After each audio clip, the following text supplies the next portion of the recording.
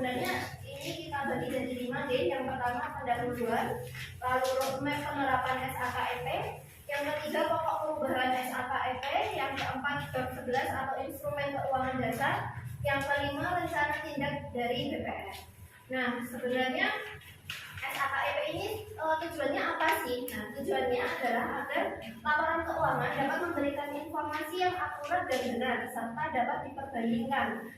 Laporan keuangan harus disusun sesuai dengan standar akuntansi serta pedoman pencatatan dan pelaporan yang berlaku bagi BPR. Jadi BPR sendiri ketika menyampaikan laporan keuangan itu kan sudah didasarkan atas standar akuntansi yang berlaku ya. Nah, untuk saat ini yang berlaku adalah SAK etap atau standar akuntansi keuangan entitas tanpa akuntabilitas publik. Itu sejak tahun 2011. Nah, di Indonesia sendiri untuk SAKEP atau standar akuntansi keuangan entitas privat ini akan diberlakukan mulai 1 Januari 2025. Jadi sebenarnya ini memang belum diimplementasikan, tapi supaya nanti di tahun 2025 ketika itu sudah berlaku, itu kita tidak ada kendala, maka dari tahun 2023 mungkin dari tahun 2022 nih Bu Nita, waktu itu kita dari OJK sudah dituntut untuk paling tidak kita sudah punya rencana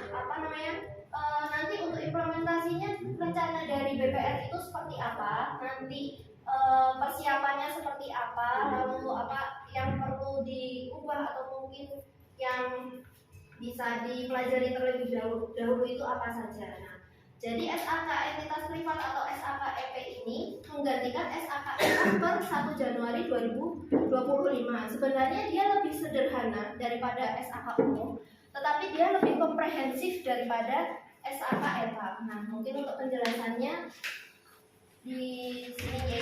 Jadi untuk perbedaannya sendiri dibanding dengan SAK etap yang masih berlaku saat ini, perbedaannya ini ada yang sudah dicetak ini ya, dari laporan penghasilan komprehensif dan laporan laba rugi, lalu laporan arus kas, lalu kebijakan akuntansi, estimasi dan kesalahan, lalu instrumen keuangan dasar, instrumen keuangan lainnya, investasi pada perusahaan asosiasi, aset tetap, sewa, liabilitas dan ekuitas, pendapatan, hibah pemerintah, imbalan kerja dan pajak penghasilan.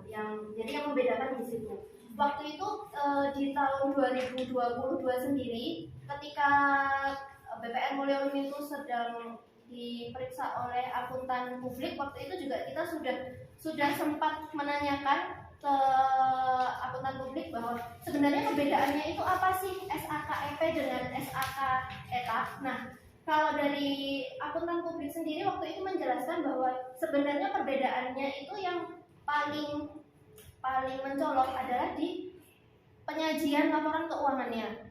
Jadi penyajian laporan keuangannya itu sedikit berbeda dengan SAK etap yang sekarang sedang berlaku. Mungkin agak mundur sedikit nih untuk roadmap penerapan SAKEP ini. Nah, jadi sebenarnya sejak tahun 2017 sampai 2021 itu dari IAI atau Ikatan Akuntansi Indonesia itu sudah mempersiapkan terkait dengan implementasi atau pemberlakuan SAKEP ini. Lalu di tahun 2022 baru OJK itu mulai menyampaikan pilot project atau mulai melaksanakan uji coba dan uji dampak penurunan nilai aset keuangan dalam rangka kajian SAKEP bagi BPR. Lalu di tahun 2023 sampai 2024 itu baru penyusunan pedoman akuntansi BPR. Jadi sampai saat ini pun untuk pedoman akuntansi yang untuk SAKEP ini masih gimana ya Bu Nina? Mohon bantuannya istilahnya. Masih agak belum, iya masih dievaluasi, bahkan dari OJK pun juga sampai saat ini masih melakukan simulasi, lalu evaluasi terhadap simulasi yang dilakukan, lalu untuk peraturannya sendiri, peraturan dan regulasinya sendiri juga belum diatur secara penuh oleh OJK, tapi memang dari OJK sekali lagi menuntut BPR untuk paling tidak kita harus mempersiapkan diri terkait dengan implementasi SAKEP ini. Lalu selanjutnya, nah ini pokok perubahan SAKEP yang tadi sudah saya jelaskan ya. Mungkin untuk mempersingkat waktu ya. Mempersingkat waktu gini aja Mbak. Mungkin pokok ini aja, pokok yang nanti akan dibahas itu adalah yang nantinya akan mempengaruhi mengenai kinerja keuangan BPR. Yang ini saya skip aja ya Bu ya. Mungkin nanti ini bisa dipelajari sendiri ya oleh teman-teman. Nah, yang selanjutnya yaitu instrumen keuangan dasar. Nah, mungkin yang ini yang akan lebih mudah untuk dipelajari ya, bahwa sampai saat ini untuk kerangka konseptual penurunan nilai kita menggunakan PPAP. Nah, PPAP sendiri ini sudah ada aturannya secara baku oleh OJK, yaitu dalam POJK 33 tahun 2018, di mana kolektibilitas dibagi 5, lancar, DPK, KL, diragukan, dan macet. Sementara untuk yang SAKEP, PPAP ini sudah tidak ada istilah PPAP, tapi adanya istilah CKPN. CKPN yaitu tiba-tiba apa ya, cuma panggung.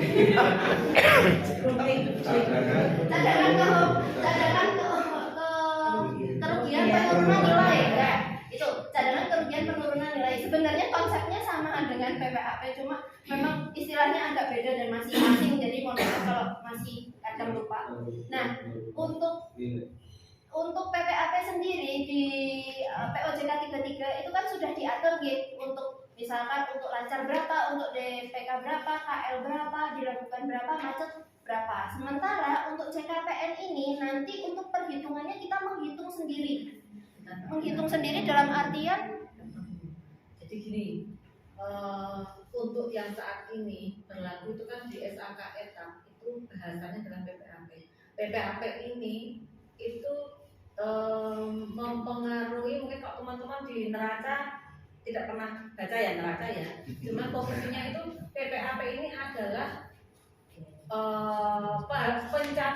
penyisihan pencadangan akibat produk. Jadi walaupun itu lancar ataupun DPK, itu tetap kita harus menyisihkan cadangan kerugian. Nah, itu mengurangi yang namanya laba. Oke. Jadi untuk di CKPN ini yang nantinya akan berlaku di SAKEP itu pengganti dari PPAP itu juga nantinya akan mempengaruhi di laba. Cuman mungkin komposisinya akan sedikit berbeda dengan yang sudah berlaku pada saat ini.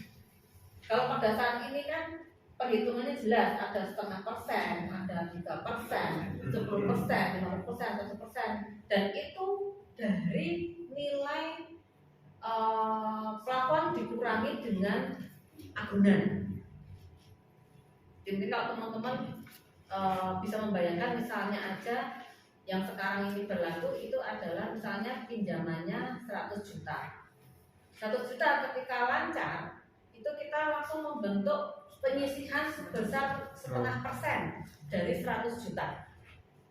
Itu sudah menjadi mengurangi pendapatan, jadi mengurangi laba. DPK juga sama, belum menghitung mengenai agunan. Nah, masuk di KL diragukan dan macet, KL dan diragukan itu mengurangi nilai agunan yang ada. Jadi misalnya 100 juta, kemudian dia masuknya ke KL, itu nanti plafon 100 juta. Kalau agunannya hanya kendaraan misalnya nilainya 150 juta. Berarti kan kendaraan itu kan hanya 50% nilainya. Berarti kan cuma 75. Jadi 100 juta dikurangi 75, 25 jutanya itu yang harus kita ambil dari pendapatan untuk mengurangi laba. Itu untuk yang di PPAP yang berlaku SAK etap sekarang. Nah, untuk ke depan CKPN ini enggak apa-apa Bu. Langsung aja sekali kok. Kan baru Sekarang kata aja, Bu, belum KPN-nya. Iya. Jadi nanti untuk yang CKPN ini nantinya tidak akan memperhitungkan mengenai agunan. Jadi dia ya. Jadi nanti dia langsung misalnya masuk ke kurang lancar, ya sudah penurunan nilai itu kita langsung sisihkan dari bagi debat terakhir. Bagi debat Jadi nanti 100 juta. Ternyata 100 juta itu utuh sampai dengan posisi dia KL.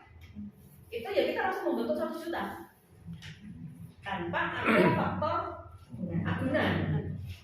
Nah ini tantangan kita nanti di tahun 2025 itu kita harus memang benar-benar mencari kredit yang berkualitas. Itu supaya apa? Supaya tidak mengurangi pendapatan, tidak mengurangi laba, tidak mengurangi pendapatan, dan tidak mengurangi tunjangan prestasi yang ada.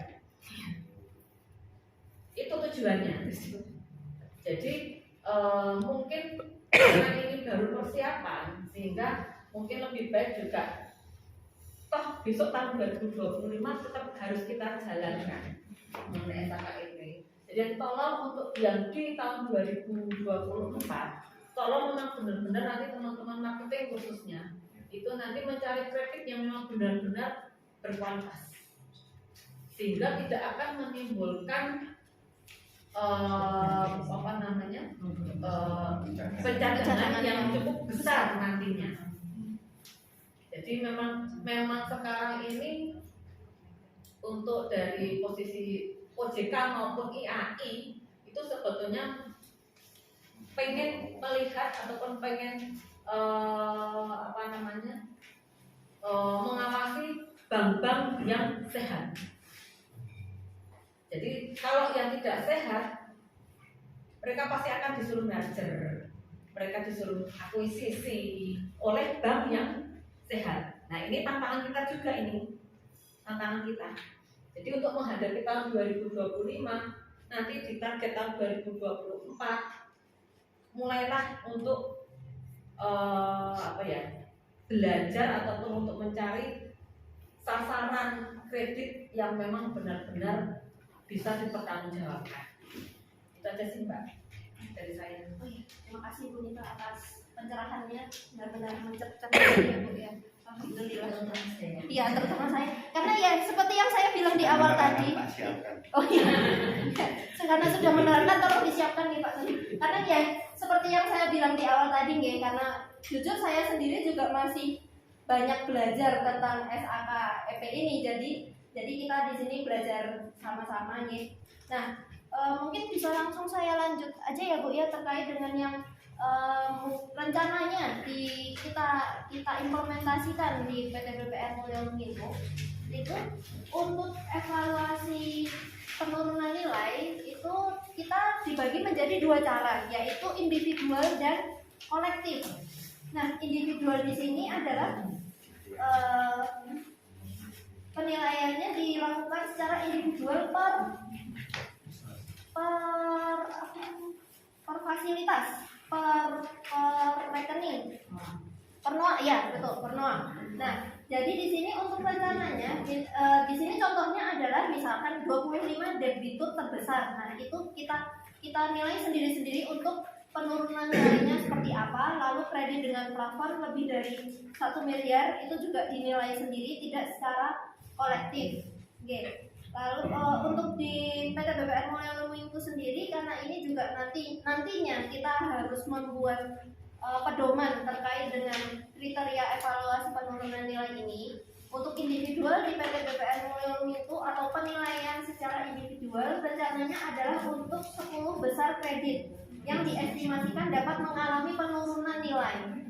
Jadi 10 besar, tapi jadi di sini kita harus benar-benar mengenali, oh ini kira-kira kredit yang ini atau misalkan kredit A itu kira-kira penurunan nilainya seperti apa. Nah itu harus kita dokumentasikan dengan baik atau supaya bisa kita nilai secara individual. Lalu kredit yang memiliki tunggakan lebih dari 90 hari atau dengan kalau sekarang ya koleknya KL atau diragukan atau macet, itu nantinya akan kita nilai secara individual. Nah, mungkin di sini masih agak ngambang ya, penilaian individual atau kolektif itu apakah kita menilai sendiri secara manual? Itu enggak.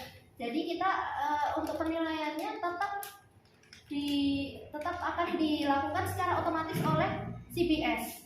Itulah kenapa dari OJK selalu menanyakan apakah CBS yang digunakan oleh BPR itu sudah siap untuk melakukan penilaian evaluasi penurunan nilai untuk SAK EP ini.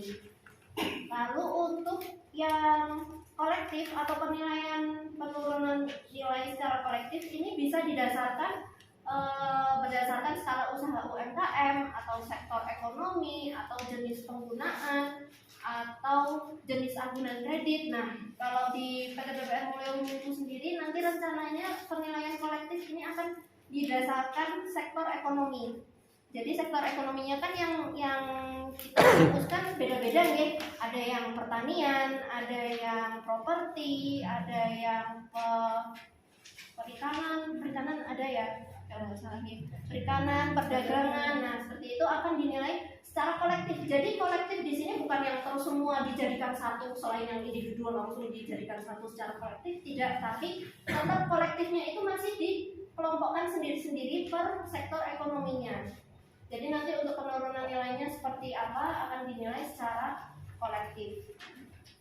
Nah, kalau rencana tindak BPR di sini rencananya adalah dibagi 4 ya. Yang pertama yaitu infrastruktur pendukung. Infrastruktur pendukung di sini adalah salah satunya data dan informasi perkreditan yang valid dan reliable minimal selama 3 tahun. Jadi nanti untuk penilaian CKPN ini tadi itu akan dinilai sampai 3 tahun ke belakang. Betul ya Bu ya? Betul ya? Oke. Jadi dinilai sampai 3 tahun ke belakang. Dia penurunan nilainya seperti apa? Dia sejarah kolektibilitasnya seperti apa? Karena sebelumnya kan pakai SAK tadi masih berdasarkan kolektibilitas. Jadi itu akan dijadikan dasar untuk melakukan penilaian. Lalu yang kedua, aplikasi CBS yang dapat mengotomatisasi perhitungan CKPN baik secara individual atau kolektif. Jadi memang kalau kita mau menghitungnya secara individual ya agak berat ya, karena kita harus melihat dia sejarahnya selama 3 tahun terakhir seperti apa, lalu kolektibilitasnya seperti apa, dia penurunannya seperti apa. Itu nanti kalau secara individual, kalau kita mau manual jujur menyita waktu ya. Jadi itulah kenapa aplikasi CBS itu cukup penting dalam mengotomatisasi perhitungan CKPN. Lalu yang kedua, pengembangan kompetensi SDM. Di sini diperlukan pemahaman yang memadai mengenai konsep perhitungan CKPN bagi unit kerja terkait, yaitu direksi, perkreditan, akunting, dan pelaporan. Itulah kenapa dari OJK sampai sekarang masih secara bertahap, secara berkala juga melakukan